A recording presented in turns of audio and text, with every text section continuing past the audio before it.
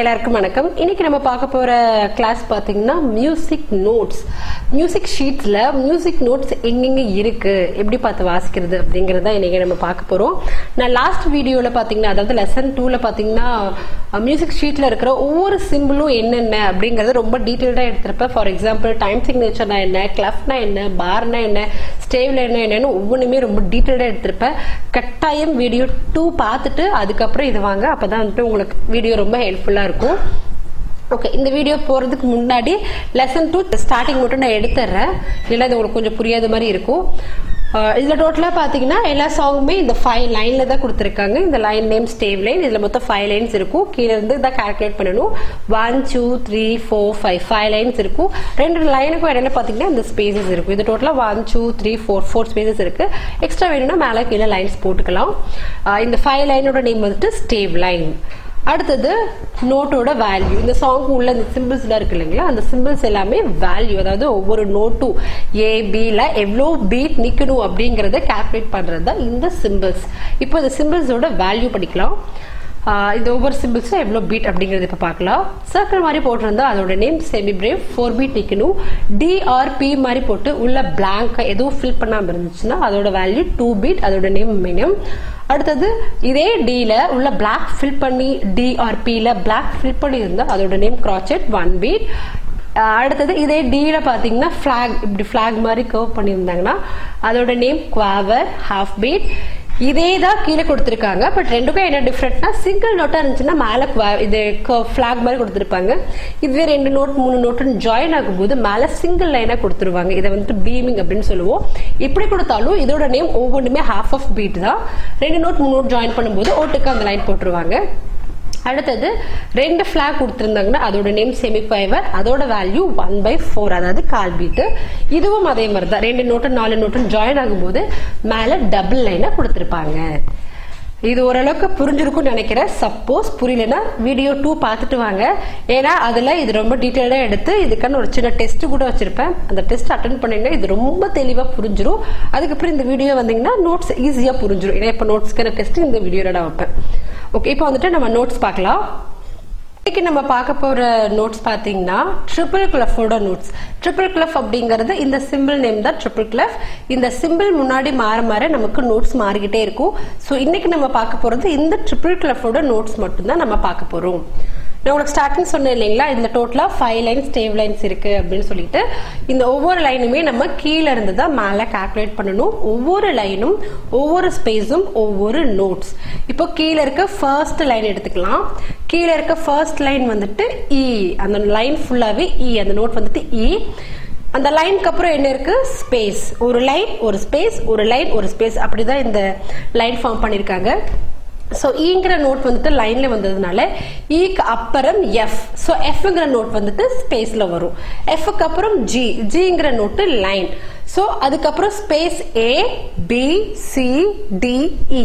So இப்படி ஒரு note line space line space line space லைனா நோட் வரும். So E F G A B C D E F. இதுதான் stave லைனோட notes. இப்போ இதை பார்க்காம எனக்கு தேர்ட் லைன் நோட் என்ன ஆன்சர் பண்ணுங்க அப்படின்னா உங்களால ஃபர்ஸ்ட்ல இருந்து கால்குலேட் பண்ணி தான் ஆன்சர் பண்ண முடியும். டைரக்டா சொல்ல முடியாது. அதனால ஒரு ஈஸி வேவா லைனை தனியா ஸ்பேஸை தனியா பிரிச்சு நம்ம இப்போ உங்களுக்கு சொல்லி தர போறேன். ஏன் லைனை தனியா ஸ்பேஸ் தனியா பிரிக்கிறேன்னா ஒரு ஈஸி ஃபார்மேட்காக தான். பட் அது ரெண்டே பிரிக்கணும்னு அவசியம் கிடையாது. நீங்க உங்களுக்கு இப்படியே நீங்க பைஹார்ட் பண்ணாலும் பைஹார்ட் பண்ணிக்கலாம். பட் பிரிச்சு பைஹார்ட் பண்ணும்போது சீக்கிரமா பைஹார்ட் பண்ணிடலாம். அதுக்காக தான் இதை நான் உங்களுக்கு பிரிச்சு சொல்லி தரேன். இப்போ லைனோட நோட்ஸ் மட்டும் பார்க்கலாம். First line E, second line G, third line B, fourth line D, fifth line F. இதுதான் லைனோட நோட்ஸ். நம்ம A for apple, B for பால்னு படிக்கிறோம் இல்லைங்களா. ஸோ ஏ ஃபார் ஆப்பிள்ங்கிறது எதுக்காக, ஏங்கிற லெட்டருக்காக படிக்கிறோம். அதே மாதிரி இங்கேயும் அந்த இ ஜி பி எல்லாம் ஒரு சென்டென்ஸ் மேக் பண்ணிருக்காங்க அந்த லெட்டருக்காக. E means every, G good, B boy, D does, F fine. Every good boy does fine. இது வந்துட்டு ஒரு சென்டென்ஸ். இந்த லெட்டர்ஸ்க்கு இதுதான் இருக்கணும்னு அவசியம் கிடையாது. நீங்க என்ன வேணாலும் போட்டுக்கலாம். பட் மேக்சிமம் எல்லாரும் யூஸ் பண்றது இந்த சென்டென்ஸ் தான் யூஸ் பண்றாங்க. Every good boy does fine. இதுதான் வந்துட்டு லைனோட நோட்ஸ். அடுத்து வந்துட்டு ஸ்பேஸோட நோட்ஸ். ஸ்பேஸ் பாத்தீங்கன்னா கீழே இருந்து தான் மேல கால்குலேட் பண்ணணும். First space F, second space A, third space C, fourth space E. So FACE, face oda spelling. Line oda formula, every good boy does fine. Space oda formula, FACE, face oda spelling. So இப்ப line and space ஓரளவுக்கு புரிஞ்சிருக்கும்னு நினைக்கிறேன்.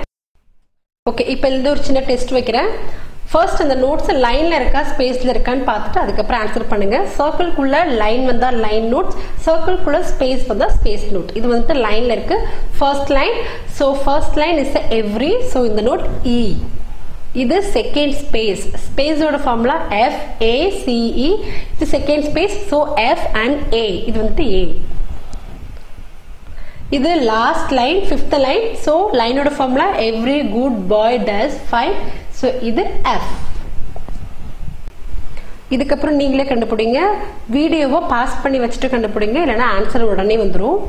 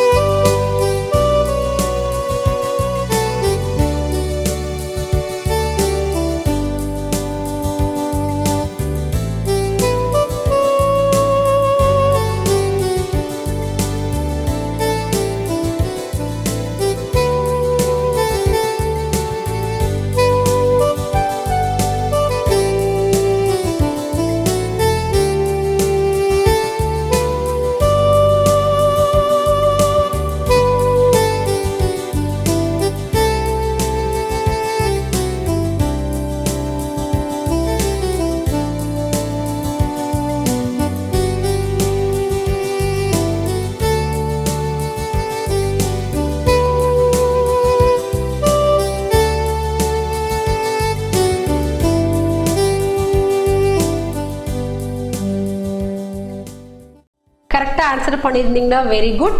இதுவும் test தான். ஒரு paper எடுத்து ஒவ்வொரு பார்ல இருக்க நோட்டும் என்னன்னு எழுதுங்க. அதுக்கப்புறம் இதோட ஆன்சர் வரும். நீங்க எழுதுதும் இதுவும் கரெக்டா செக் பண்ணி பார்த்துக்கோங்க. வீடியோ பாஸ் பண்ணி வச்சுட்டு ஒர்க் பண்ணுங்க.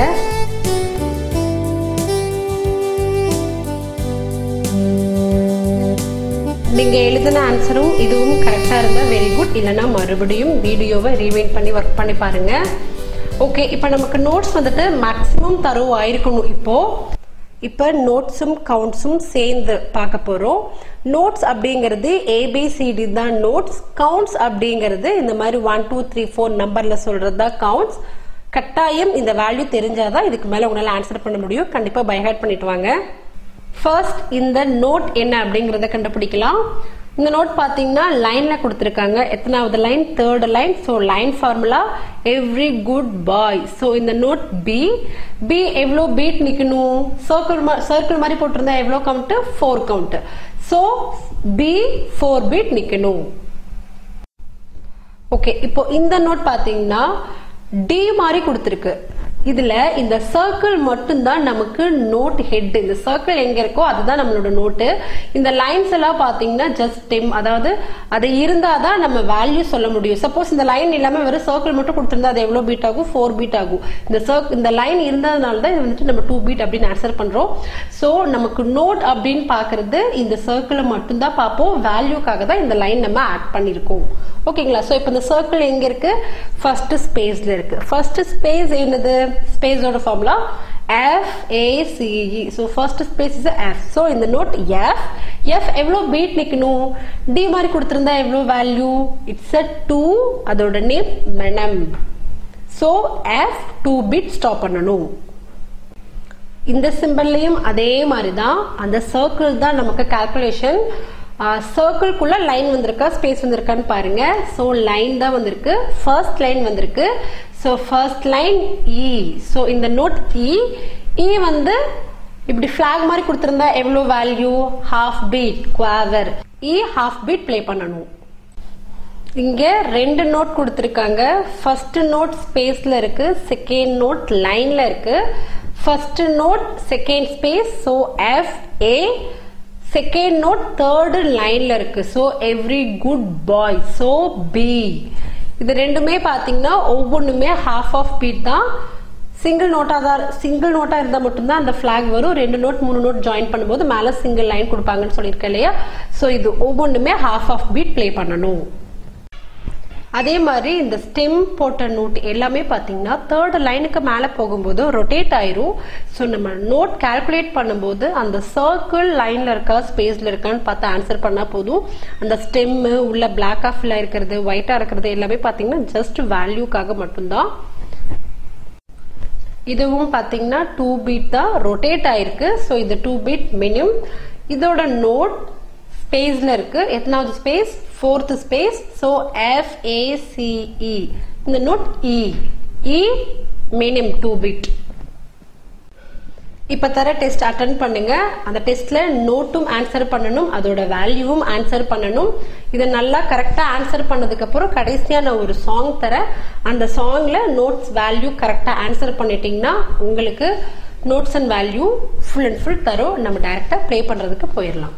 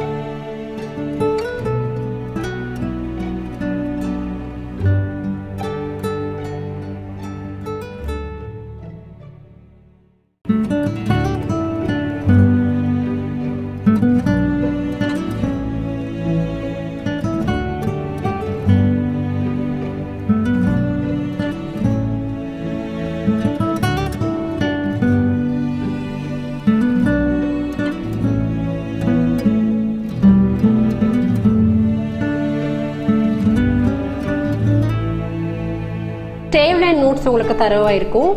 ஓகே, இதுல பாத்தீங்கன்னா நம்ம ஃபர்ஸ்ட் நோட் சி அப்படின்னு தான் படிச்சோம். பட் இந்த ஸ்டேவ் லைன்ல ஃபர்ஸ்ட் நோட் இ அப்படின்னு தான் கொடுத்துருக்கு. ஸோ இந்த ஸ்டேவ் லைன்ல சியும் டியும் ஸ்டார்டிங் சியும் டியும் மிஸ்ஸிங். ஸோ அது இருந்தாதான் மிடில் சியும் டியும் இருந்தாதான் நம்ம பேசிக்கா பிளே பண்ண முடியும். சிடி எங்க இருக்கு அப்படிங்கறது இப்ப பார்க்கலாம். ஈங்கிற நோட் லைன்ல இருக்கிறதுனால ஈக்கு முன்னாடி தான் டி இருக்கு. ஸோ ஈங்கிற நோட் லைன்ல இருக்கிறதுனால டிங்கிற நோட் ஈக்கு முன்னாடி இருக்க இந்த ஸ்பேஸ்ல கொடுத்துருவாங்க. அதாவது இந்த ஸ்டேவ் லைன்ல கீழே சும்மா எதுவுமே லைன் எதுவுமே போடாம பிளாங்கா கொடுத்தாங்க, அந்த ஸ்பேஸ்ல கொடுத்தாங்கன்னா அந்த நோட் வந்து டி. ஸோ டிக்கு கீழே தான் சி இருக்கு. ஸோ அதுக்கு கீழே போடணும்னா இப்படி ஒரு சின்ன லைன் லெட்ஜர் லைன் கொடுத்து அதுல சி மார்க் பண்ணுவாங்க. ஸோ அந்த குட்டி லைன் தான் சி, பிளாங்கா அந்த ஸ்பேஸ்ல போட்டாங்கன்னா அது டி. அதுக்கப்புறம் நெக்ஸ்ட் இஎஃப்ஜி அப்படிங்கறத நம்ம ஃபார்முலா யூஸ் பண்ணி நம்ம கண்டினியூ பண்ணிக்கிட்டே இருக்கலாம். ஸோ சி அப்படிங்கிறது லிட்டில் லைன்ல கொடுத்திருப்பாங்க, டிங்கிறது பிளாங்கா கொடுத்திருப்பாங்க. அதை மட்டும் மறந்துடாதீங்க. C is a little line, D is a blank space.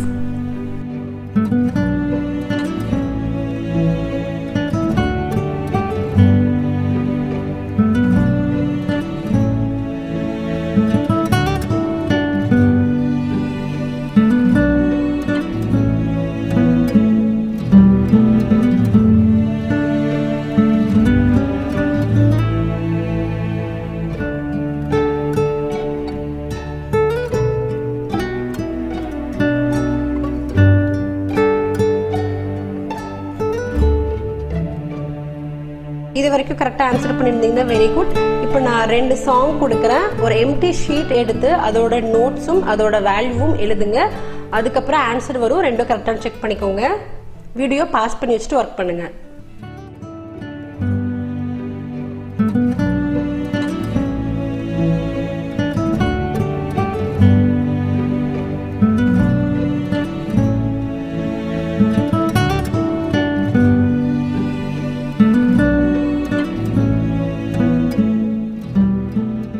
Okay friends, நீங்கள் கரெக்டாக ஆன்சர் பண்ணியிருப்பீங்கன்னு நம்புகிறேன். உங்களுக்கு ஏதாவது டவுட்ஸ் இருந்துச்சுன்னா கீழே கமெண்ட் பண்ணுங்கள், நான் கிளியர் பண்ணுறேன். உங்களுக்கு ஏதாவது புரியலைன்னா 2-3 தடவை வீடியோவை ரிப்பீட் பண்ணி பாருங்கள். ஏன்னா ஒவ்வொரு தடவை பார்க்கும்போதும் உங்களுக்கு சில டவுட்ஸ் கிளியர் ஆகும். அதனால ரிப்பீட் பண்ணி பார்க்குறது தப்பு கிடையாது. ஒரு கிளாஸ் மாதிரி தான். நீங்கள் ஒரு கிளாஸுக்கு 1 hour ஸ்பெண்ட் பண்ணுவீங்க ஒன் டே. ஸோ இது வந்துட்டு ஜஸ்ட் ஒரு 20 minutes 30 minutes வீடியோ அவ்வளோதான். அதனால நீங்கள் ரிப்பீட் பண்ணி பார்க்குறது தப்பு கிடையாது. ஏதாவது டவுட் இருந்தால் கீழே கமெண்ட் பண்ணுங்கள். அடிக்கடி ரிவிஷன் பண்ணுங்கள், இல்லைன்னா மறந்துடும். ஓகே, நெக்ஸ்ட் வீடியோவில் வந்துட்டு இது எப்படி கீபோர்டில் எக்ஸிக்யூட் பண்ணுறது, கீபோர்டில் எப்படி வாசிக்கிறது அப்படிங்கிறத பார்க்கலாம். தேங்க்யூ ஃபார் வாட்சிங்.